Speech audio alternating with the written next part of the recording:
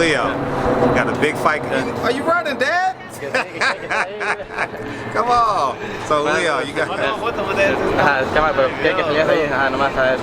video interview. So you got a big fight coming up.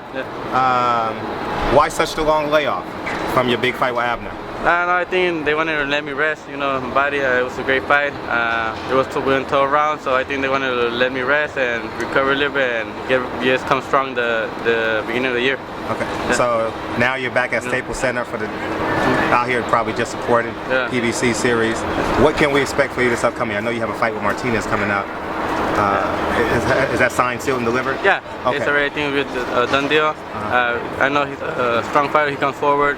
A lot of pressure, he has those big hooks, but we're preparing 100% to come ready and give the fans another great fight. And we want to move on to bigger fights like against Guerrero, Lomachenko, Quigg. I want to call out the winner of Quigg, Frampton. If we do good, we come out victorious. We want to call out Quigg or Frampton. They're going to be fighting the same night. And I was about to say, you guys are fighting on the same night on Showtime, right? Yeah, of course, yeah. And I know it's a tough. I'm not even going to ask you that question because I would ask you who would you prefer, but we're not even going to get into that. So you're fighting at StubHub. How cool is it to fight in Los Angeles, California? It feels great. This is my hometown. All my fans are here, so fighting here in my hometown it feels great because I have a lot of support from other people, and it's like I feel I'm fighting at home. And have you spoken to Abner Mares since the fight? No, I haven't spoken to him and everything, but we're still friends, and whenever hopefully we're gonna do a couple more fights. He's gonna fight some more fights, and then maybe in the future I think the rematch is gonna happen because it was a great fight. The fans want it, so we're gonna give the fans a rematch in the future. How many times do you want to fight this year? This year I want to fight maybe 3-4 fights, but we're gonna try to go 3. If we can, 4. But okay. We're gonna do more than 3. Yeah. In your perfect world, who would you want? Who would you want those 3 fights to be? I want the winner of Quigg, Frampton, Quigg, and Lisa will be Guerrero or Lomachenko, any of those. But first or after this one, hopefully everything goes good. We want Quigg or Frampton, then Quigg, and then Guerrero or Lomachenko, and any of those. Yeah. I think Quigg will be a big fight in Los Angeles. Yeah, of course. He's really strong, come forward, lefty. So I think a fight against him is going to be a really tough fight, and it's going to be a strong fight. So I think it'll be really good. How cool was it to sell out the Staples Center? For little guys, like I'm not calling you a little guy, but 122, 126 pound guys selling out a 13,000 person arena. How cool is that? I felt great. I know I didn't think it was gonna sell out. I thought it was gonna be a lot of people, but I never imagined when I stepped up there and I saw all those fans, other people. I never thought I was gonna be in a main event and in a big crowd like that. For me, it was really exciting and happy, and I couldn't believe it.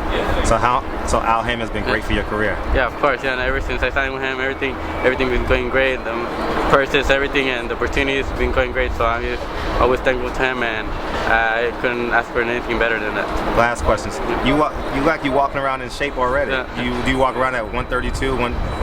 What's your walking around weight? My walking around weight is like 136, 137. I want to go more up in weight, but I can't. That's the most I go. But I think little by little we're gonna be moving up in weight, and we will see how it goes. Okay, and talk about your family. How important your family is. Your brother. I just recently did I produced a film on Sam Watson, Floyd Mayweather about the basketball game. You guys should have came last night. I know, I wanted to go, but I was in Miami. I had to go to Miami. So, you was in Miami? Yeah, you should have hopped on the private jet with Floyd. I know. I know I would have, but they invited me to Miami, so I went and I couldn't come. They had told me to go to the game, and I said yeah, but then they called me to Miami, so I couldn't go.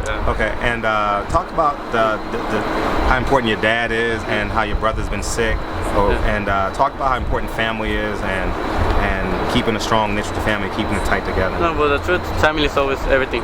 Since I was small, we always been together. We always lived together in the same house.